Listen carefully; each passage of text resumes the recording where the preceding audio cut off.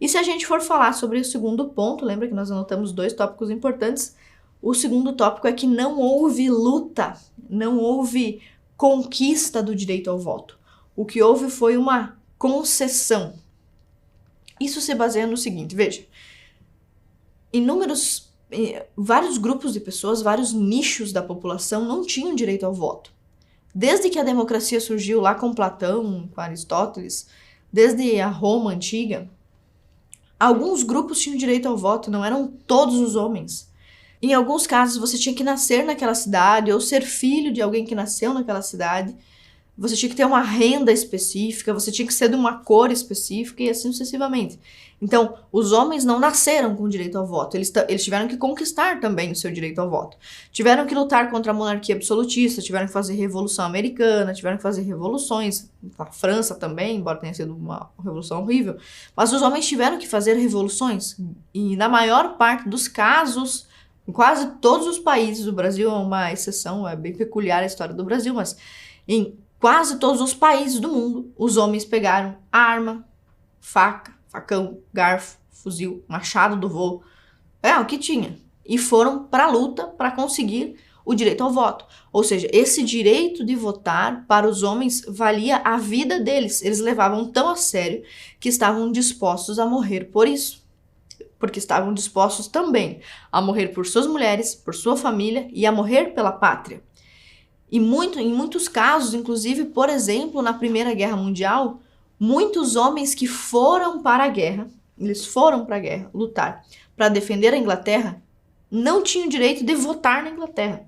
Então você veja quantas injustiças se cometiam contra os homens. Homens que davam a sua vida pela pátria, morriam nos campos de batalha, que se sobrevivessem ou se resistissem à guerra, quando voltavam não tinham direito de votar.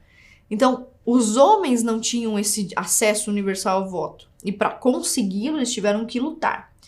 E também é racional, esperado e lógico, e muito óbvio, que na maior parte dos países, o direito ao voto estava associado ao dever de servir a pátria. Então, para você ser um cidadão pleno, você tem que ter os direitos e os deveres de um cidadão. Nesse caso do voto especificamente, o que é um voto? O que significa um voto? Quando você faz um voto, quando você se casa, por exemplo, você diz que está devotando a sua vida inteira, a partir daquele momento até a morte, para aquela outra pessoa com quem você está se comprometendo. Quando você vota, você está se comprometendo com a pátria e a pátria, em contrapartida, está se comprometendo com você. Então, você vota em um presidente, você está dizendo que iria morrer por ele, porque ele pode decretar estado de guerra contra um país vizinho. Então, existe uma responsabilidade muito grande ligada ao voto, que é um direito atrelado a um dever. Em todos os países, os homens que tinham direito de votar tinham o dever de servir o exército. E em boa parte dos países, os homens que serviam o exército, que tinham esse dever, tampouco tinham esse direito. Então, olha só o que diz o portal da Suprema Corte dos Estados Unidos. Abre aspas. O serviço militar obrigatório é compatível com um governo livre e com as garantias constitucionais. Ou seja, um Estado livre, um país livre como os Estados Unidos, pode, normalmente, tranquilamente, é normal, exigir o serviço obrigatório. Continua.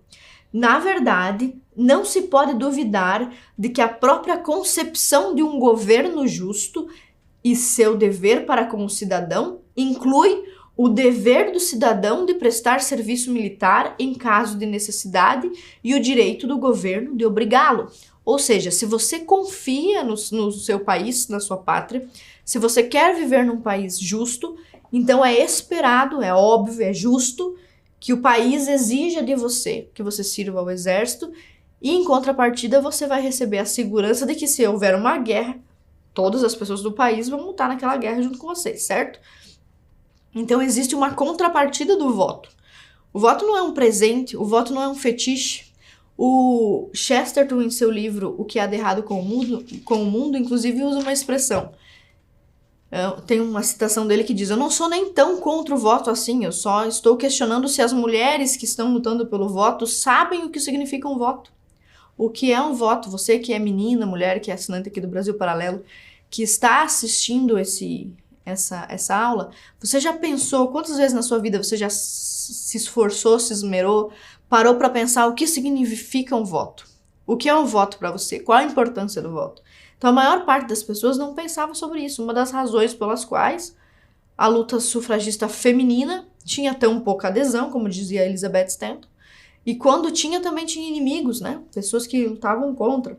Ainda mais porque parece ainda mais injusto que você, num país como a Inglaterra, por exemplo, que tem pessoas sendo enviadas para a guerra, homens sendo enviados para a guerra, que não têm o direito de votar.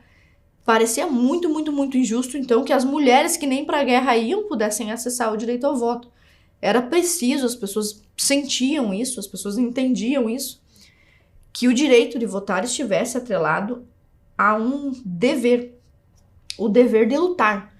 Então, os homens lutam antes de conquistar o direito ao voto, né? A maior parte dos homens que conseguiu o direito ao voto lutou antes. O que estava se exigindo das mulheres não era nem isso, era que elas pelo menos passassem a ter que lutar depois. Bom, se vocês vão ganhar agora o direito de voto, então depois, se houver uma guerra, vocês vão ter que servir.